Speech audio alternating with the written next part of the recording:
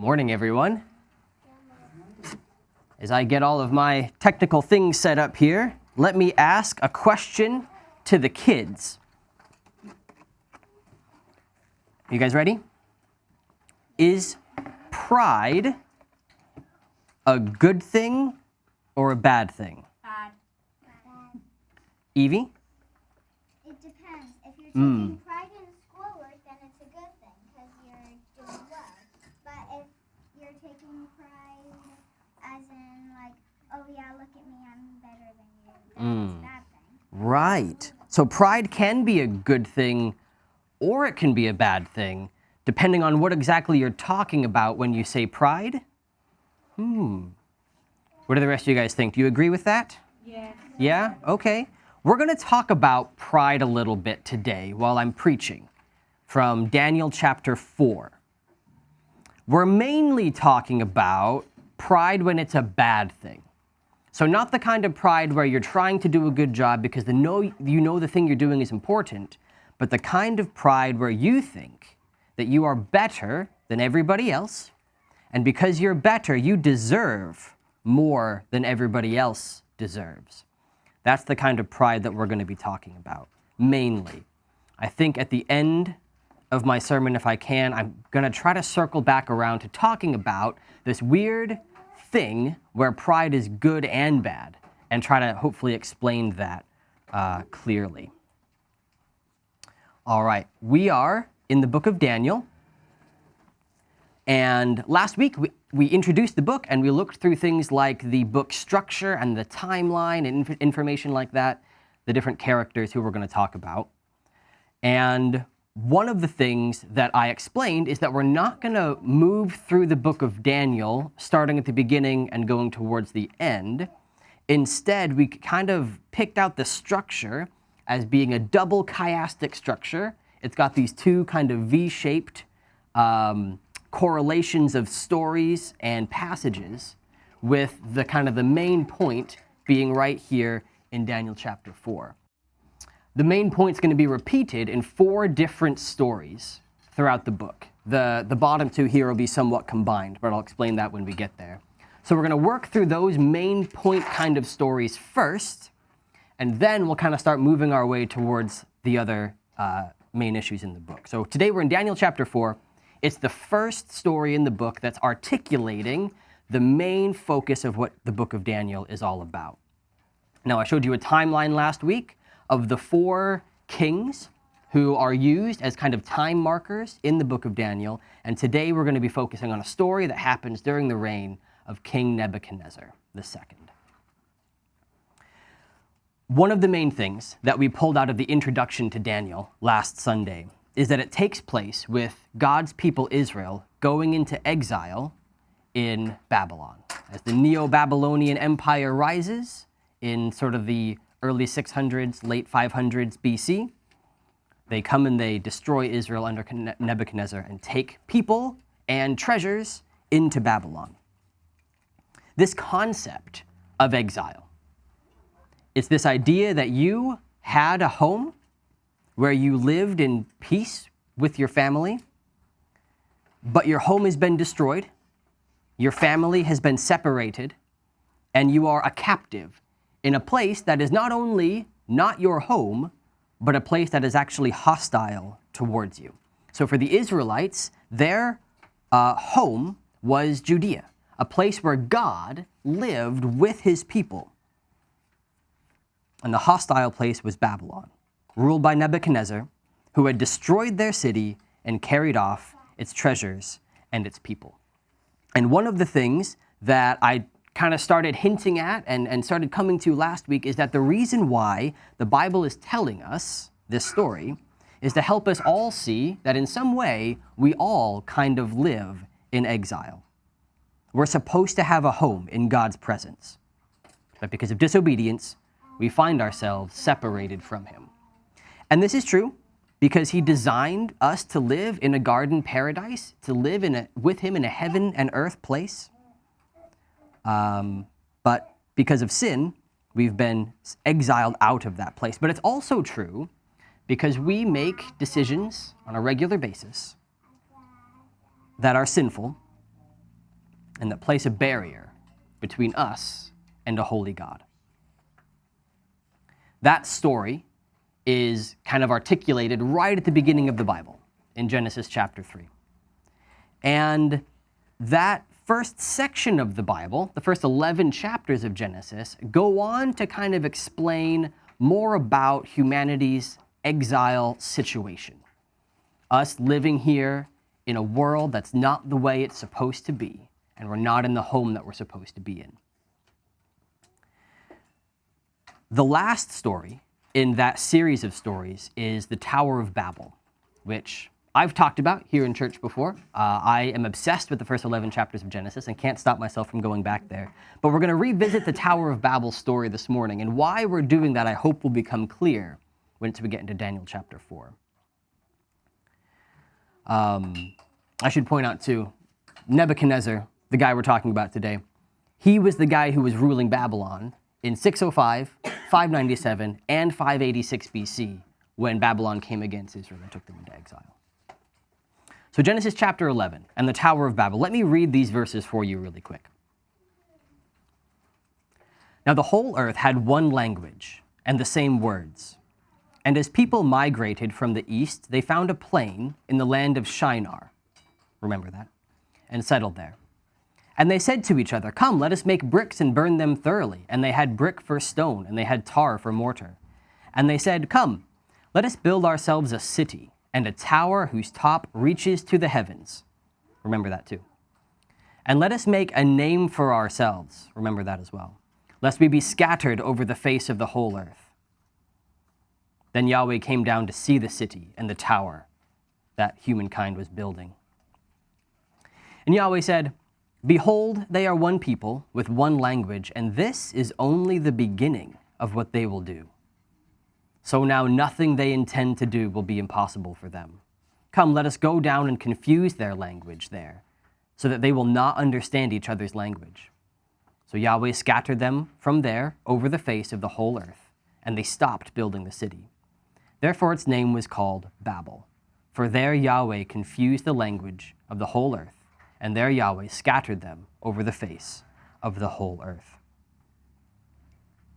I want to point out a few things about Genesis chapter 11 to help us kind of get our minds situated for what's going to be going on in Daniel chapter 4. So first of all, what they want to build is a city and a tower whose top is in the heavens. This is reflective of what humanity wanted back in the Garden of Eden, which was to be like God. Humanity wants to get back into that status of being like God by building themselves up to the heavens. And you can tell because what they want is they want to make a name for themselves. The sin of Babel was not that they wanted to build a city, or that humanity was united, or that they wanted to build a tall tower. The sin was that they wanted to do this for the sake of their own glory. God's judgment was to scatter them across the face of the whole earth. Some things to point out. One, this happens in the land of Shinar, we find out there at the beginning, verse 2. We read last week in Daniel chapter 1, verse 2, that the Lord gave Jehoiakim, the king of Judah, into his hand, that's Nebuchadnezzar's hand, and some of the utensils of the temple of God, and he, that's Nebuchadnezzar, brought them to the land of Shinar, to the temple of his God, and he brought the utensils to the treasury of his God. That's Daniel 1:2. So where Nebuchadnezzar is ruling from is the same place where the Tower of Babel happens. I've mentioned this before, so many of you know it, but when this tower gets named here at the end, its name was called Babel because God confused the languages. The actual Hebrew word used there that's translated Babel is the Hebrew word Babylon. So it's actually the Tower of Babylon. The reason why it gets translated Babel is because in Hebrew, the word Babylon sounds like the word confusion. And so there's a word play in Hebrew. And you can easily make that word play work in English as well, because the word Babel in English means confused speech. And so they tend to translate it Babel. But what we actually have here is the origin story of the city of Babylon. And you can tell because it's in the same place. And it's the third in a series of sort of fall stories in Genesis chapters 1 through 11. How many siege events took place as Israel went into the Babylonian captivity? You guys remember? There were 3 of them. Yep. 605, 597, and 586 BC. 3 times Babylon comes to Judah and takes into exile its people. And on the 3rd time, Nebuchadnezzar utterly destroys the city and the temple, and they take the people, all except the poorest of the poor, into Babylon. The Tower of Babel is 3rd in a series of sin and judgment stories in the first 11 chapters of Genesis. The 12th chapter then being God beginning his rescue plan through Abraham. But the first 11 chapters have these 3 sin and judgment stories: exile from the garden, the flood, and the Tower of Babel. The last of which takes place in the very city that Israel then finds itself exiled in the book of Daniel. So I think we're on good grounds to see a correlation between the Tower of Babel story and Israel being exiled in Babylon. And I think that that can give us a good starting place for understanding a lot of what's going to go on in Daniel chapter 4 today. The Babylon of Daniel's day was the dominant world empire in Mesopotamia. Its wealth and military power were unmatched, and in their minds, their king was the greatest human being on planet Earth, second only to the gods themselves. And because their military power was so great, they conquered nation after nation, including Judea. They took their people, including Daniel, Hananiah, Mishael, and Azariah, and they took their wealth, including the utensils that God had made for his own temple. Because of their great wealth, they constructed incredible works of art and architecture like the world had never seen up until that point. One example that I came across is called the Ishtar Gate. It's the 8th gate leading into the center of the city of Babylon. It was constructed by Nebuchadnezzar in 569 BC, and it actually still exists. Not there, it's in a museum in Berlin called the Pergamon Museum, and you can go and see it. There's an inscription on the Ishtar Gate that I actually have a picture of right here. It's 15 meters tall, written in cuneiform text. This is what it says. Nebuchadnezzar, king of Babylon, the pious prince, appointed by the will of Marduk, the highest priestly prince, beloved by Nabu, of prudent deliberation, who has learnt to embrace wisdom, who fathomed their godly being and pays reverence to their majesty, the untiring governor, who always has at heart the care of the cult of Asigala and Azita, and is constantly concerned with the well-being of Babylon and Borsippa, the wise, the humble, the caretaker of Asigala and Azita, the firstborn son of Nabopolassar, the king of Babylon, am I. This is Nebuchadnezzar's 15-meter tall homage to his own greatness, carved into the side of one of the biggest and most beautiful buildings in the entire city, the capital city of the entire world. This is the guy who we're going to be reading about in Daniel chapter 4 today. So let's dive into Daniel 4 and see what is said about Nebuchadnezzar.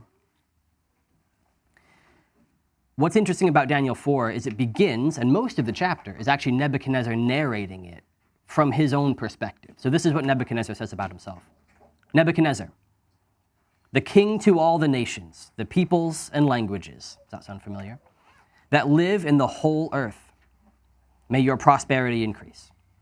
It is pleasing to me to recount the signs and wonders that the Most High God worked for me. How great are his signs and wonders! How strong is his kingdom, an everlasting kingdom, and his sovereignty is from generation to generation. I don't know about you, but to me that doesn't sound like something Nebuchadnezzar would say. That doesn't sound like the thing he carved into the side of the Ishtar Gate. That's very different. He's less concerned with his own glory and more concerned with God's. We're going to find out by the end of the chapter why that's the case. So let's read on. I, Nebuchadnezzar, was content in my house and prospering in my palace. And I saw a dream and a revelation on my bed, and it frightened me, and the visions of my head terrified me. And a decree was sent out ordering that all the wise men of Babylon were brought in before me, so that they may make known to me the explanation of the dream. Then the magicians, the conjurers, the astrologers, and the diviners came in, and I told them the dream, but they could not make known to me its explanation. Then at last Daniel came before me, whose name was Belteshazzar, according to the name of my God, and in whom was the spirit of the holy gods. And I related the dream to him. O Belteshazzar, chief of the magicians, I myself know that the spirit of the holy gods is in you, and no mystery is too difficult for you. Now, tell me the visions of my dream that I saw and its explanation. So Nebuchadnezzar has a dream, and he needs it to be interpreted, but nobody can do it. Nebuchadnezzar knows that Daniel can do it because the spirit of the holy gods was with him. We don't have time to dive into that phrase and what it means, but if you're curious about it, stay for the class after lunch and we'll talk it over. Now, this is something that Nebuchadnezzar has learned previously, that Daniel is capable of interpreting dreams. And because we're not moving through the book of Daniel sort of linearly, I'll fill you in on what has happened previously. Nebuchadnezzar had a dream before in Daniel chapter 2.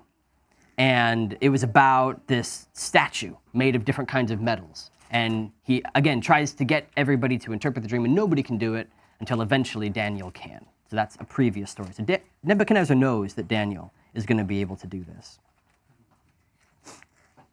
Now, Daniel chapter 4 also has its own kind of chiastic structure in that what's at the beginning is repeated at the end, and then what's kind of in the second space is repeated in right before the end. But we're going to move through it linearly. But because it's probably a familiar story to some of us, and because it's kind of shaped that way, I'm going to pick up some explanatory things from the second half as we read through the first half, so we can read it through a little bit more smoothly. So Nebuchadnezzar has this dream. He needs it interpreted, and only Daniel can do it. Reading on. Now these were the visions of my head as I was lying on my bed. Seems like we're starting this Dr. Seuss book there, doesn't it?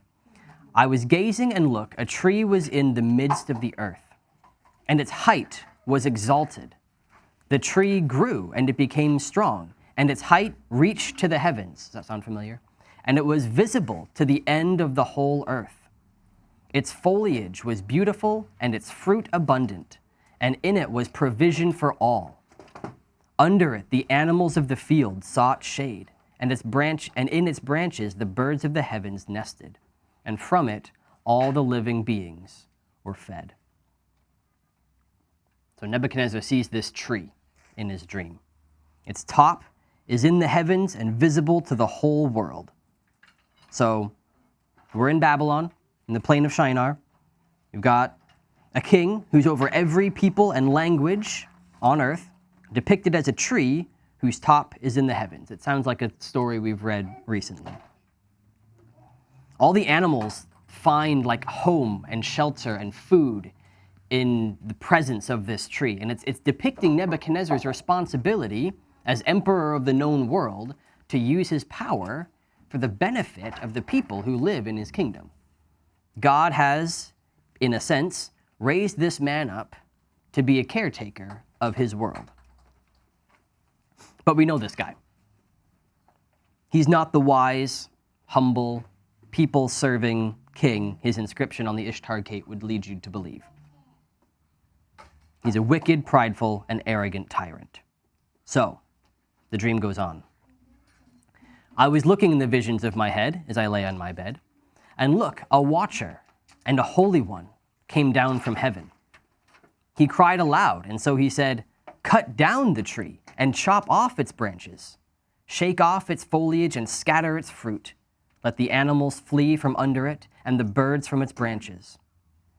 But the stump of its roots leave in the earth, along with a band of iron and bronze. Leave it in the grass of the field. and in the dew of heaven it will be watered. And with the animals let his lot be in the grass of the earth. Let his mind be changed from that of a human, and let the mind of an animal be given to him, and let 7 times pass over him. So things aren't looking good for Nebuchadnezzar in terms of the near future. The one who thought himself so high will be brought low, like a tree with its top in the heavens, cut down to nothing but a stump. The band of iron and bronze, that word for band is like the word for shackle or fetter or prison, so the stump will be imprisoned on the ground. The one who thought himself to be above all other humans is made lower than a human. So in the creation order of what God made, humans, in terms of their status and their ability, are lower than angels, but above animals. Nebuchadnezzar thinks his status is high, but his humanity, in a sense, is taken away, and he's made like an animal. He's made low. And this is, I think, something for us to meditate on that is going to come up again more, I think, in the book of Daniel. When people define good and evil in their own eyes, they often become like animals. God has made us in his image, and this aspect of our nature, to be imagers of God, it's what makes us human, it's what makes us different from the animals, and it comes with a responsibility to live in fellowship and partnership with God as we rule over his creation alongside him, or underneath him, of course. When humans decide to define good and evil in their own eyes, without God, we work against the very thing that makes us human in the first place, and we begin to behave like animals. Now, I can imagine that ancient Jewish readers reading Daniel would be pretty excited about this part of the story. The great Nebuchadnezzar, who separated our families and destroyed our temple and took us into exile, like this great tree, he's getting cut down to his root. They'd be pretty excited about that. Justice is finally coming. However, we're going to discover what exactly the purpose of what God is doing here is, and it might not be quite as simple as that.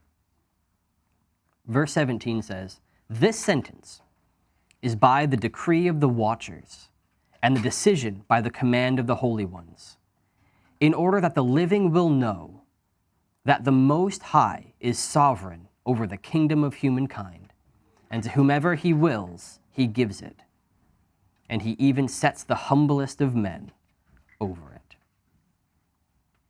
This verse sits at the center of the chiasm of Daniel chapter 4 and explains what it's all about. So we're going to revisit that at the end. So the purpose of the judgment is justice.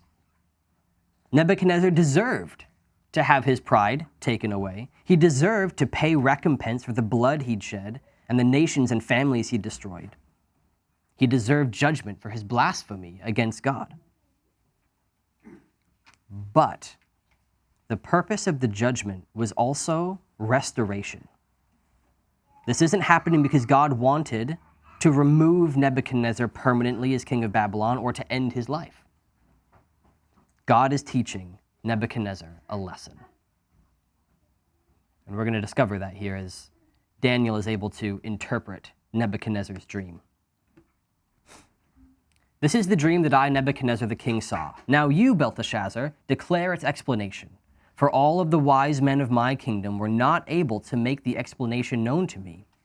But you are able, because the spirit of the holy gods is in you." Then Daniel, whose name was Belteshazzar, was distressed for some time, and his thoughts disturbed him. The king answered, and he said, "Belteshazzar, let the dream and its explanation not disturb you." Belteshazzar answered and said, "My lord, may the dream and its explanation be for those who hate you and for your enemies. The tree that you saw, which grew and became strong, and its height reached to heaven, and it was visible to the end of the whole earth, And its foliage was beautiful, and its fruit abundant. And so there was provision for all in it, and the animals of the field lived under it, and its branches, in its branches, the nest, in its branches nest the birds of heaven. It is you, O king, who have grown great, and you have grown strong.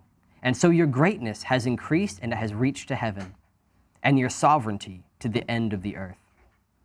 And inasmuch that the king saw the watcher, a holy one, come down from heaven, and he said, cut down the tree and destroy it, but the stump of its root in the earth leave with a band of iron and bronze in the grass of the field.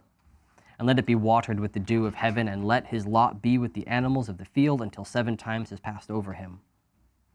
This is the explanation, O king, and it is a decree from the Most High that has come upon my lord the king. You will be driven away from human society, and you will dwell with the animals of the field, and you will be caused to graze grass like the oxen yourself, and you will be watered with the dew of heaven, and 7 periods of time will pass over you until you have acknowledged that the Most High is sovereign over the kingdom of humankind. And to whomever he wills, he gives it. And in that they said to leave alone the stump of the tree's root, so your kingdom will be restored for you when you acknowledge that heaven is sovereign. Therefore, O my king, let my advice be acceptable to you, and your sin remove with righteousness, and your iniquity with having mercy on the oppressed, in case there might be a prolongation of your prosperity.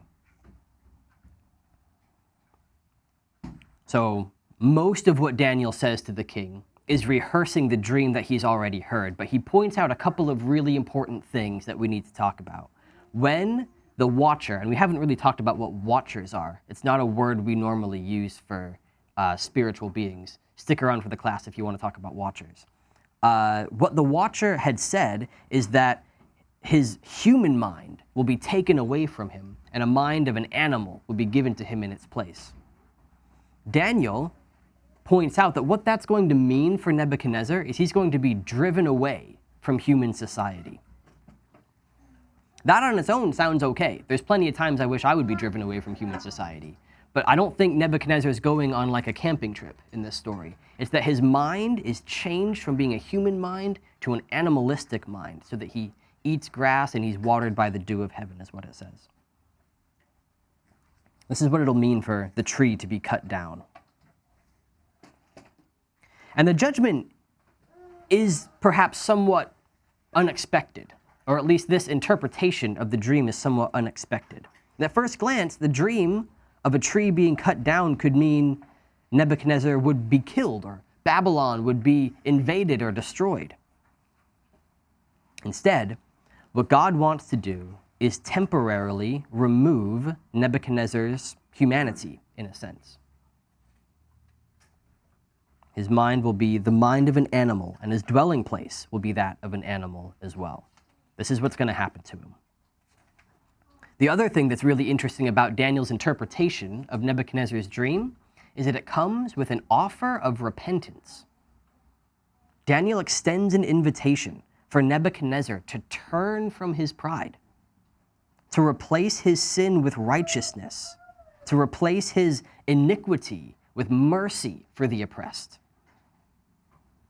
He says if Nebuchadnezzar will do this, maybe his prosperity will be prolonged. So, does Nebuchadnezzar listen to the warning and turn from his pride?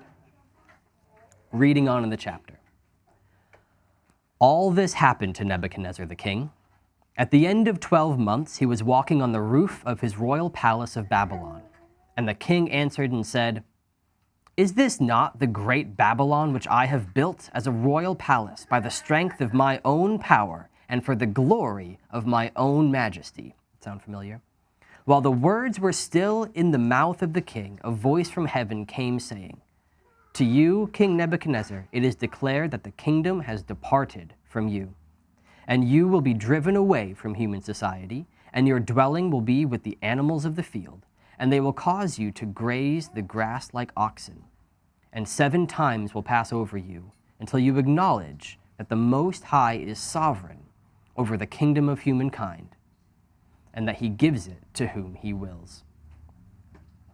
And you will be driven away from human society, and your dwelling will be with the animals of the field, and they will cause you to graze the grass like oxen, and 7 times will pass over you until you acknowledge that the Most High is sovereign over the kingdom of humankind, and that he gives it to whom he wills.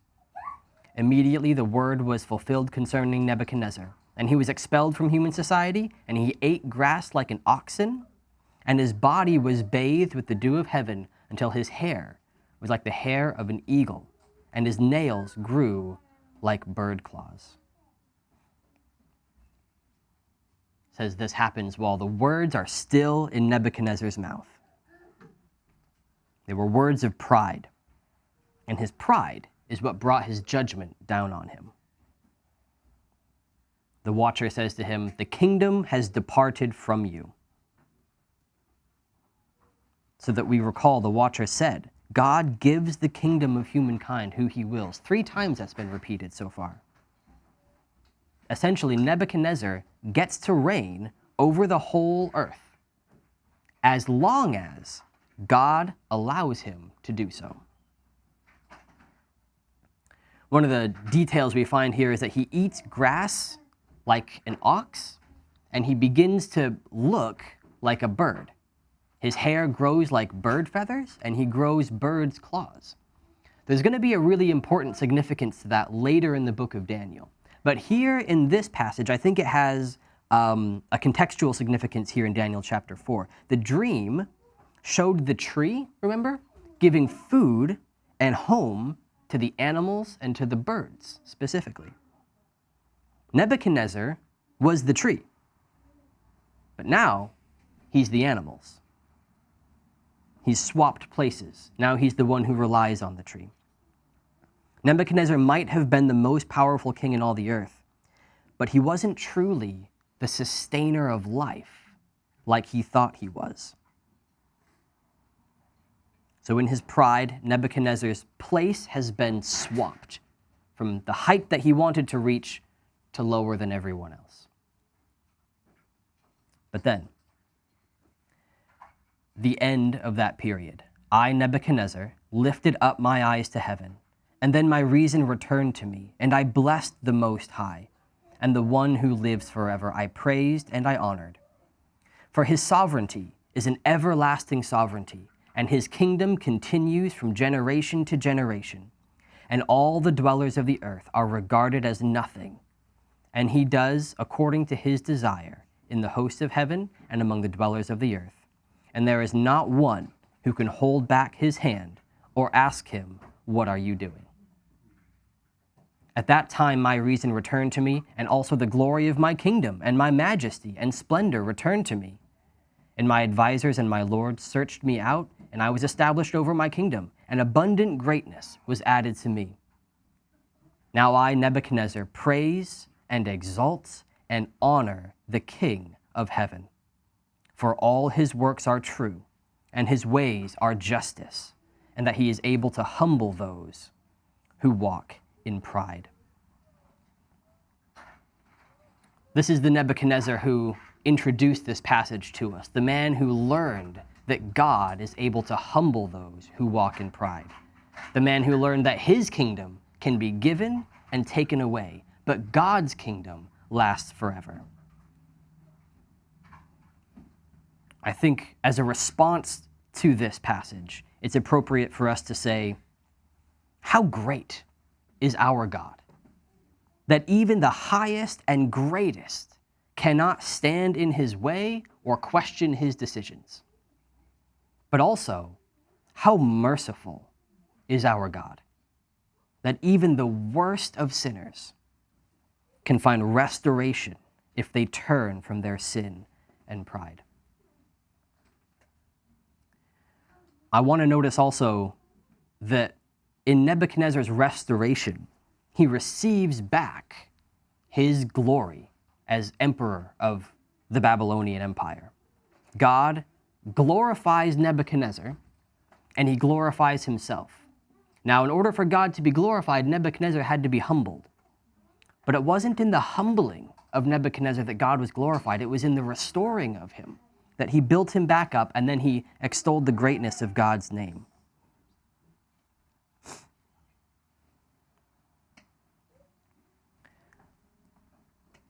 This concept, what Nebuchadnezzar learns in Daniel chapter 4, is going to inform the meaning of the whole rest of the book of Daniel. And this key cornerstone concept here is going to be filled out in the next 3 Sundays after today to give us kind of a foundation to lay the rest of the book on. But I think from this we can gain 5 key truths for life in exile. 1, there is a tree that gives life. Nebuchadnezzar thought it was himself. And sometimes we might think like that. Other times we might look to other things in life to be our life-sustaining food, the thing that gives us reason and purpose and meaning. God is prepared to cut down each and every false tree of life so that we will go to the real one in Jesus. Secondly, there's mercy at the cross. God desires all people, regardless of their sin or their shame or their pride or their pasts, to come to him and find mercy at the cross of Jesus. And I think that this is a relevant thing for us who are Christians in those times when we feel low and we feel far from God and we know that there's a sin that we wish we could hold in our hearts. God is ready for us to turn from our sin, to let go of our pride, and recognize that we are not the ones whose kingdom lasts forever. Only he is. Thirdly, God wants to elevate humanity, not demean them. He doesn't want us all to think of ourselves as worthless worms.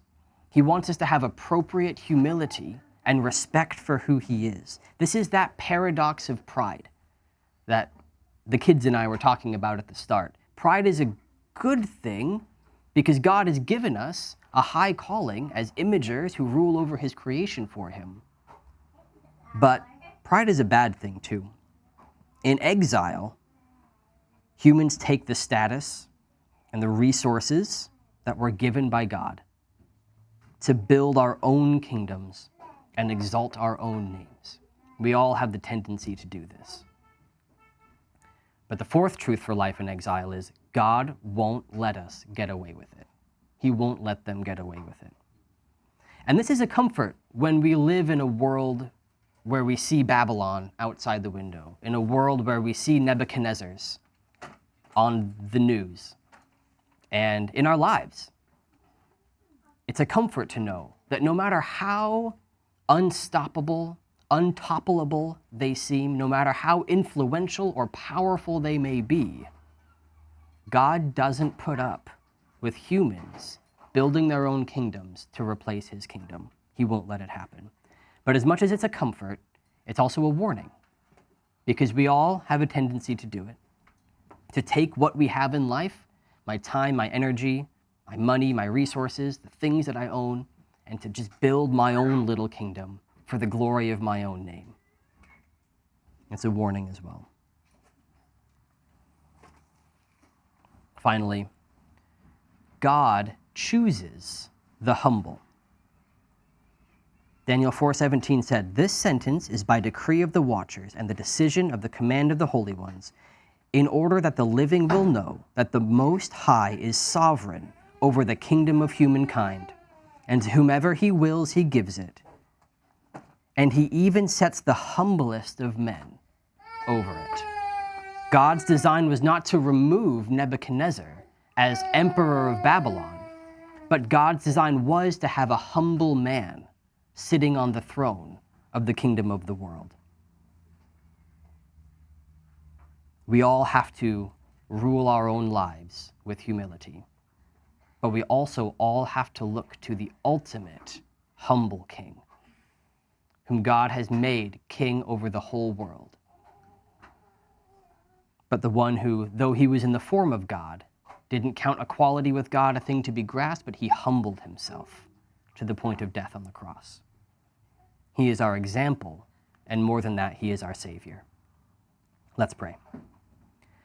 Father, I thank you this morning for your word and the truth that's in it. Lord, I thank you for what you've taught us about the need for each of us to humble ourselves before you, to recognize your greatness. Lord, I thank you that despite our weakness, despite our smallness, you have called us into your family. You have called us to rule with you this world. You have called us your church. Father, I ask that you would just do great things among us. Lord, that we would not strive to build kingdoms of our own, but we would work with you as you build your kingdom in this place. We thank you for the amazing God that you are and for the amazing things you're going to do. Amen.